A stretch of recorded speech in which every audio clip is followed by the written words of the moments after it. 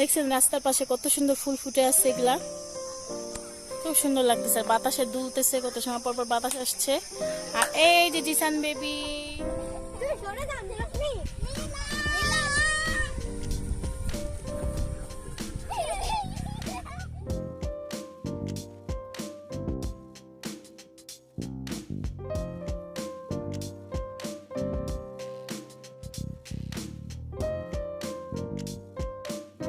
এখন জবাই দিয়ে নেই, এটা কাটতে হবে, বাঁচতে হবে, অনেক কষ্ট। তো জিসান বেবির জন্য হাঁসটা আস্ত নিয়ে আসছি, যে জিসান বেবি একটু দেখবে, খেলা করবে, অনেক খুশি।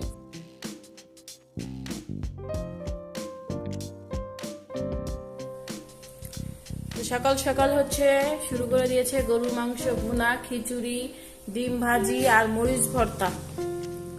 আসসালামু আলাইকুম, কেমন আছেন? আশা করছি কাছে এবং দূরে, দেশ ও দেশের বাইরে যে যেখান থেকে আমার আজকের ব্লগ ভিডিওটি দেখছেন সবাই ভালো আছেন, সুস্থ আছেন।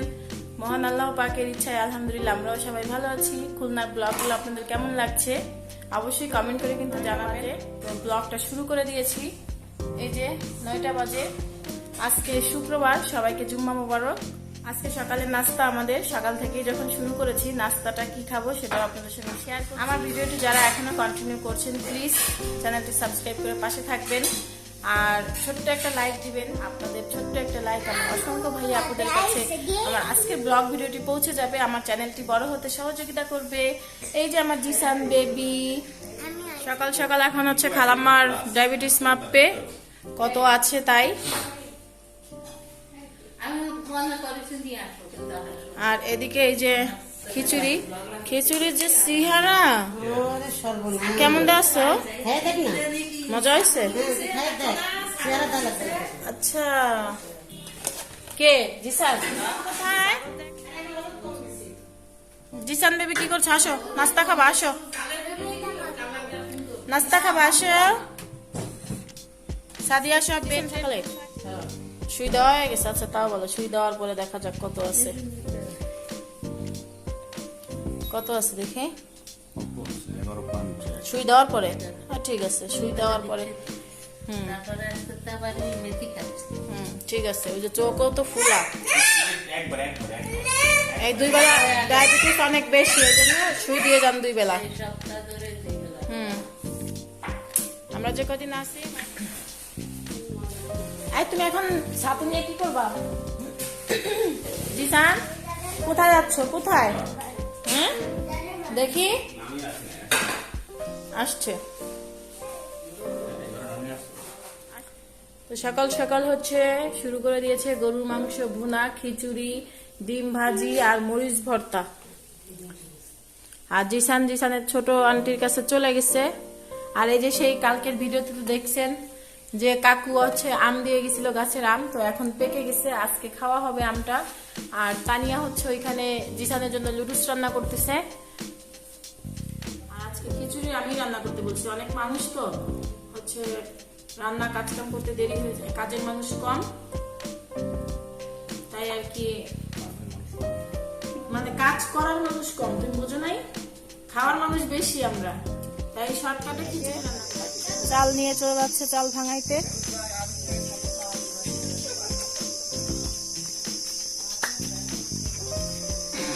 আর জিসান ওইখানে চলে গেছে, এখানে ফুলগুলা যে কি সুন্দর ফুটছে তাই একটু দেখাই।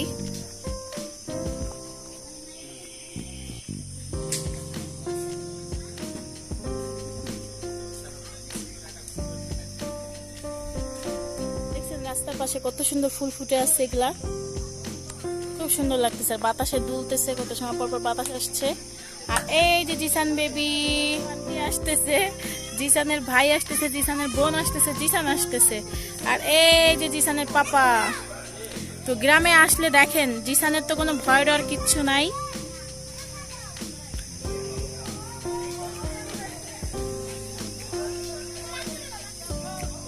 দেখছেন একটু ভয় নাই।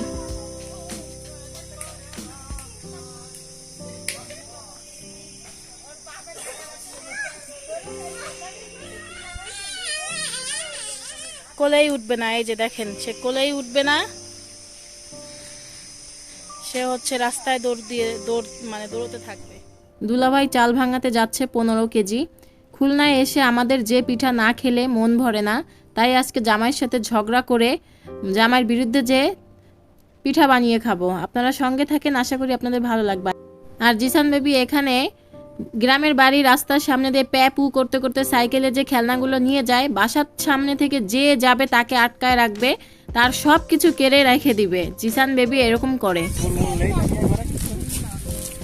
একদম দুই হাত দিয়ে প্যার ধরে ধরছে, ওই যে মানে করবে না, যাইতে দিবে না ওনাকে।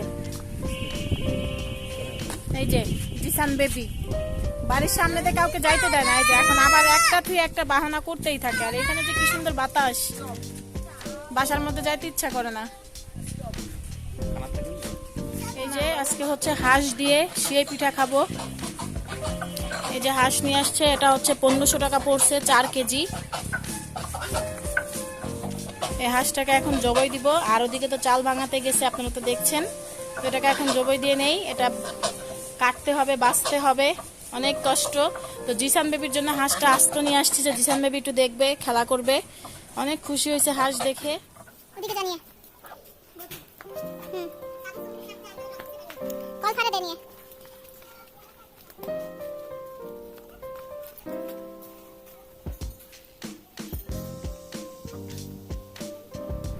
হাঁস জবাই দিয়ে গরম পানি দিয়ে কিন্তু বেছে চুলায় পাতা দিয়ে ছেঁকে নিয়েছে, যেন পাতলা যে পশমগুলা সেগুলো সব পুড়ে গিয়েছে। তো এখন হাঁসটাকে ভালোভাবে কেটে নিচ্ছে। তো এই রাজা হাঁস কাটতে গেলে কিন্তু অনেক শক্তির ব্যাপার আসছে। আর আমাদের যে বড় বটিটা সেটা হচ্ছে ঠিক করতে দিচ্ছে আর কি, ধার কমে গেছে, বাজারে নিয়ে গেছে। তো এখন এই ছোট বটিটা দিয়েই আর কি কাটতে হচ্ছে। তো হাঁসটা কাটতে কিন্তু যুদ্ধ করতে হয়েছে হাঁসের সঙ্গে। হাঁসের হাড্ডিগুলো অনেক শক্ত। তো আপা হচ্ছে হাঁসটাকে কেটে কুটে নেই, এদিকে অন্য সব কিছু গুছিয়ে ফেলি রান্নার জন্য। আকাশে প্রচণ্ড মেঘ করেছে, কিন্তু বৃষ্টি হচ্ছে না। এত মেঘ দেখতেই পারছেন আকাশে, বাতাসও ছাড়ে না, গরমটা প্রচুর পড়েছে। তো মাঝে মাঝে বাতাস ছাড়ে। আর এই যে জিসান কিন্তু দোতলা থেকে ওর পাপার মাথায় ইট ফিকে মেরেছে, একটা পাথর আর কি মেরেছে ওর পাপার মাথায়। ওর পাপা ব্যথা পেয়েছে। আর জিসানকে দোতলায় আটকিয়ে রেখেছি, খাঁচা বন্দি করে রেখেছি, যেন ও হচ্ছে বাইরে না যেতে পারে। তো দোতলায় বসে কিন্তু মিস্ত্রিরা কাজ করতেছে, আর ও ওখানে বালি ছেনতেছে। ও শুধু বাহিরে বাহিরে যায়, তাই ওকে ওখানে আটকায় রাখা হয়েছে। জামাইয়ের বিরুদ্ধে যে আজকে পিঠা বানিয়ে খাচ্ছি। আসলে বাড়িতে হচ্ছে কাজ চলতেছে, প্রচণ্ড পরিমাণ কাজ। আর 10-12 জনের রান্না 3 বেলা করতে গেলে কিন্তু সময় এমনিতেই চলে যায়। তো জিসানের পাপা আমাদের পিঠা খেতে দিবে না। আর এটা এমনই একটা পিঠা, যতটা খেতে মজা তার থেকে কিন্তু কষ্টটা অনেক বেশি। তো কত কষ্ট করতে হয় এই পিঠা বানাতে গেলে, আপনারা আমার ভিডিওর সঙ্গেই থাকেন, আপনারা বুঝতে পারবেন যে পিঠাটা বানাতে কত কষ্ট। তো এখানে 15 কেজি চালের পিঠা আজকে বানাবো, তো সঙ্গে থাকেন। পিঠাটা হচ্ছে এখন গরম পানি দিয়ে ভালো করে আটাটাকে সিদ্ধ করে নিতে হবে। এই আটাটা সিদ্ধ হচ্ছে না নরম হবে না শক্ত হবে, এমনভাবে এই আটা সিদ্ধ করার একটা পদ্ধতি আছে, সেই পদ্ধতিতেই আটাটা সিদ্ধ করে নেয়। তো এটা আমরা কেউ পারি না, আমার দুলাভাই আমার বড় বোন পারে। জামাইয়ের বিরুদ্ধে যে জামাইয়ের কথা না শুনে আজকের এই কাজটা শুরু করেছি, মানে পিঠা বানিয়ে খাবো। তাই বললাম বড় বোনকে যে যদি হাঁস রান্না করিস, পিঠা ছাড়া হাঁস খাবো না। তাই বড় বোন সেই চাল সকালবেলা কুটায় এনে তারপরে হচ্ছে এই যে পিঠা বানাতে কিন্তু বসে গেছি। তো দেখেন কিভাবে পিঠাটা বানাচ্ছে। তো জিসানের পাপারও কোনো দোষ না, সে চেয়েছে যে আমরা রিল্যাক্সে থাকি, এত কষ্ট না করি। প্রত্যেক বাড়ি কি এই পিঠা খাওয়া লাগবে নাকি, এমনি হাঁসের মাংস খাও। তো আমার কথা হচ্ছে হাঁসের মাংসই যখন খাবো পিঠা দিয়েই খাবো, এমনি খাবো না। তো এই যেই কথা সেই কাজ। তো জামাইয়ের কথা না শুনেই আর কি শুরু করে দিয়েছি। তো জিসানের আঙ্কেল হচ্ছে কলটা ঘোরাচ্ছে, জিসানের বোন হচ্ছে পিঠা বানাচ্ছে, জিসানের আন্টি হচ্ছে মুট করতেছে। হ্যাঁ, তো আপনারা তো দেখতেছেন যে পিঠাটা বানাতে কত কষ্ট, প্রচণ্ড কষ্ট। যতটা খেতে মজা তার থেকে কষ্ট হচ্ছে বেশি। কষ্ট কিছু থাকে মানে পিঠা খাবারের আইটেম বানাতে গেলে, তা আমার মনে হয় যে এটাই হচ্ছে সবচেয়ে বেশি কষ্টের পিঠা বানানো। এই যে পিঠাটা হচ্ছে সেই পিঠা, এটার নাম বাগেরহাটের খুলনার ঐতিহ্য পিঠা। এটা খুলনার আর বাগেরহাটের মানুষ বেশি খায়, মাংস দিয়ে, হাঁসের মাংস দিয়ে সেই পিঠা। আমাদের ফ্যামিলির আমরা সবাই এই পিঠাটা খুব মজা করে খাই, মানে ভাতের চেয়েও মনে হয় এই পিঠাটা আমাদের কাছে এতটা মজা লাগে আর কি। আর হচ্ছে এই পিঠা বানানোর পরে হাতে পায়ে যে পরিমাণ ব্যথা হয়। আর আমি এদিকে ফেসবুক লাইভে ছিলাম, তো তো আমার এদিকে লাইভ চলতেছিল, আর ওদিকে হচ্ছে ওদের কথা শুনে আর কি, কমেন্ট শুনে আর কি হাসতেছিলাম। তো এই পিঠাটা এমনভাবে বানাতে হবে যেন একটার গায়ে একটা না লাগে, আটাটা সিদ্ধ করাই হচ্ছে মেন। তো এখানে আমার আপা হচ্ছে পিঠাগুলোকে ছাড়িয়ে নিচ্ছে। তো এই পিঠাটা বানাতে কমপক্ষে আমাদের 3 ঘন্টা লেগেছে। তো এখন সব এক পাশে ছাড়াচ্ছে, এক পাশে পিঠা বানাচ্ছে। আপনারা তো দেখতেছেন 3-4 জন লাগে এই পিঠা করতে গেলে। আর এদিকে রাইস কুকারে হচ্ছে সিদ্ধ করে নিচ্ছে, এখন আর পাতিলে সিদ্ধ করবে না। আর রাইস কুকারে কিভাবে সিদ্ধ করে আমি দেখিয়ে দিলাম। একে একে সব পিঠা এভাবে সিদ্ধ করে যখন ঝুড়ি থেকে নামাবে হালকা লবণ পানির ছিটা দিয়ে ছাড়িয়ে পিঠাগুলোকে আবার পাতিলের মধ্যে রেখে দিবে ঢেকে। এখন আমি বাহিরে কাঠের চুলায় চলে আসছি হাঁসের মাংসটা রান্না করতে। তো হাঁসটা তো দেখেছেন, তো সেটা কেটে বেছে ধুয়ে ভালো করে পানি ঝরা দিয়ে রেখেছি। চুলায় কড়াই দিয়ে পেঁয়াজটাকে ভালো করে তেলে ভেজে নিয়েছি, আর তেলটা কিন্তু অল্প দিয়েছি। হাঁসের মাংস কিন্তু প্রচণ্ড পরিমাণ তেল হয়েছে। তো 4 কেজি হাঁসের মাংস রান্না করার জন্য যতটুকু মশলা আমার লাগবে আমি সব মশলা এখানে দিয়ে দিচ্ছি। আদা, রসুন, জিরা বাটা, মরিচ বাটাও দিয়েছি, হলুদ গুঁড়া, মরিচ গুঁড়া, ধনিয়ার গুঁড়া, জিরার গুঁড়া সব বাটাও দিয়েছি, আস্তও দিয়েছি। তো দিয়ে এখন হচ্ছে মশলাটাকে ভালো করে কষিয়ে নিব। মশলা যত কষানো হবে তত কিন্তু তরকারির টেস্টটা বাড়বে। 4-5 মিনিট মশলাটাকে ভালো করে কষিয়ে নিয়ে মাংসটাকে এখন দিয়ে দিয়েছি। তো আমার মনে হচ্ছে কড়াইতে মাংসটা ধরবে না, তো তারপরে আস্তে আস্তে করে আর কি মাংসটা ভালো করে নেড়ে চেড়ে দিচ্ছি। আর মশলাগুলোকে মাংসের মধ্যে ভালোভাবে যেন লাগে সেভাবে নেড়ে চেড়ে নিব আর কি। তো নিয়ে তারপরে হচ্ছে ঢেকে দিব। এখন চুলার জালটা একটু কমিয়ে হালকা করে দিব, ঢেকে দিব যেন পানিটা বের হয় আর কি। তো 10-15 মিনিট পরে আবারও উঠিয়ে নিলাম। তার এই মধ্যে কিন্তু আরও 2-3 বার আমি নেড়ে দিয়েছি যেন তলে লেগে না যায়। আর জালটা মিডিয়ামে আসছে। তো হাঁসের মাংসটা থেকে কিন্তু প্রচণ্ড পরিমাণ তেল বের হয়েছে, পানি বের হয়েছে। কষানোর সময় কিন্তু কোনো পানি দেওয়া লাগে নাই। তো এখনও যারা আমার ভিডিওটি দেখতেছেন আপনাদের কাছে একটা রিকোয়েস্ট করে নিচ্ছি আমার ভাইয়া আপুদের কাছে, যারা এখন আমার ভিডিওটি কন্টিনিউ করছেন প্লিজ একটা লাইক দিবেন। আপনাদের একটা লাইকে আমার অসংখ্য ভাইয়া আপুদের কাছে আমার আজকের ব্লগ ভিডিওটি পৌঁছে যাবে, আমার চ্যানেলটি বড় হবে। আর যারা এখনও পর্যন্ত আমার চ্যানেলটা সাবস্ক্রাইব করেনি প্লিজ সাবস্ক্রাইব করে নেবেন। ভালো করে কষিয়ে, তো আলু দিয়ে কিন্তু ওই কড়াইতে ধরতো না, তাই এখানে পাতিলে দিয়ে দিয়েছি।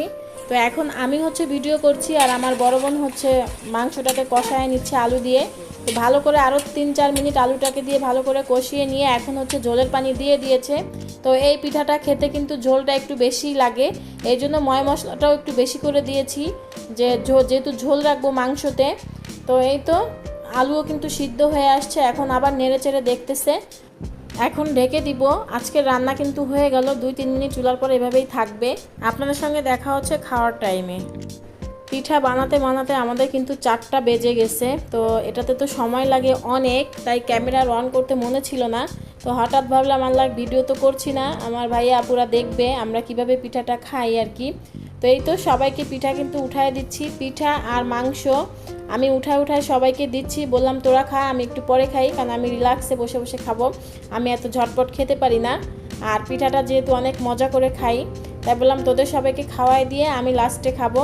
তো এই যে জিসান বেবি কিন্তু এখানে দুষ্টুমি করতেছে। আর জিসানের বাবা যখনই দেখছে আমরা পিঠা বানাতে বসে গেছি, সে কিন্তু বলছে আমি এই পিঠা খাবো না, আমার জন্য অন্য কিছু রান্না করো। তাই আমি বললাম হাঁসের মাংস আছে, অন্য তরকারি আছে, তুমি ভাত, তাহলে তোমার জন্য আলাদা ভাত রান্না করি, তুমি ভাত খাবা। তো আমি আর কি এখন জোর করে বললাম যে ভাত না খেয়ে অল্প একটু খাও পিঠা, তারপরে ভাত খেও। তো সে খেলোই না, রাগ করে যে আমরা কেন কষ্ট করে পিঠাটা বানায় এখন খাচ্ছি। হ্যাঁ, তো যাই হোক আমরা এখন সবাই কিন্তু খেয়ে নিব। কতটা মজা করে সবাই এই পিঠা খাচ্ছে। আর যারা ক্যামেরার সামনে আসে না আমি কিন্তু তাদেরকে ক্যামেরার সামনে আনি না। তো এই তো খাওয়া প্রায় শেষ পর্যায়ে। 15 কেজি চালের পিঠা আর 1 পাতিল হাঁসের মাংস সবাই মিলে অনেক মজা করে খেলাম আলহামদুলিল্লাহ। খাওয়া দাওয়া শেষ করে আধা ঘন্টা রেস্ট নিয়ে এখন 5:30 বাজে। তো জিসান বেবি বাসায় থাকবে না, ঘুমও পড়বে না, ও এই রেল লাইনে আসবে ওর বন্ধুকে নিয়ে। তো আমাদের পাশেরই এক ভাইয়ের ছেলে, ভাইয়ের মেয়ে, তারপরে এই যে সবাই এখানে আমাদেরই আশেপাশের ছেলে মেয়ে নিয়ে সব খেলা করছে জিসান বেবি। এই যে এখানে বসে আছি, কি মোটা হইছি আমি, বাপ রে বাপ, সংখ্যা আরো বেড়ে গেছে। এই যে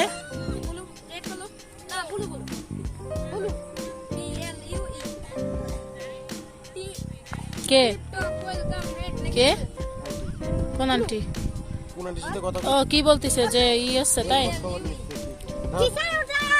কই পাইছি কোন কাকি দেহে আরে আশাকের বউ ওয়াও কি আমি কলা ওই জায়গা কইছি আমি কই আমার আজকের ব্লগ ভিডিওটি যারা বসে দেখছেন এখনো কন্টিনিউ করছেন প্লিজ আমরা সবাই সিলেটবাসীর জন্য দোয়া করব মহান আল্লাহ পাক যেন সব কিছু আগের জায়গায় আগের মতো সব কিছু ঠিক করে দেন ভিডিও দেখতে দেখতে শেষ পর্যায়ে চলে আসছি যারা সেই প্রথম থেকে শেষ পর্যন্ত আমাকে সাপোর্ট করে যাচ্ছেন আমার ভিডিওর সঙ্গেই আছেন এখনো দেখছেন সবাইকে অনেক অনেক দোয়া ও ভালোবাসা আমাদের জন্য দোয়া করবেন আপনাদের জন্য দোয়া করি মহান আল্লাহ পাক আপনাদের ভালো রাখুক সুস্থ রাখুক আজকের ভিডিওতে কোথাও কোনো অংশে একটু ভুল হলে প্লিজ সবাই ক্ষমা সুন্দর দৃষ্টিতে দেখবেন সব মিলিয়ে আমার আজকের ব্লগ ভিডিও এই ছিল আপনাদের সঙ্গে দেখা হচ্ছে জিসান ফ্যামিলির আরেকটি নিউ ব্লগ নিয়ে আজকের পর্বে এখানেই বিদায় নিব সবার সুস্থতা কামনা নিয়ে আল্লাহ হাফেজ।